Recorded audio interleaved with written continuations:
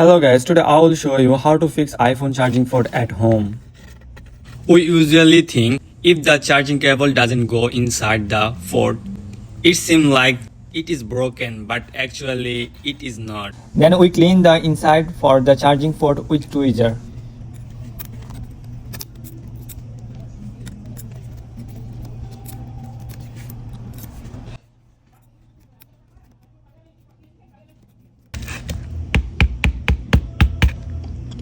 Then we clean the inside with alcohol.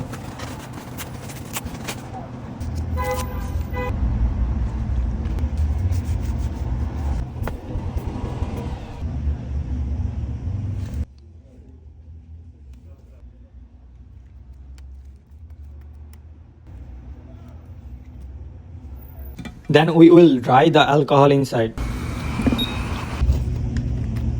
Please don't forget to subscribe.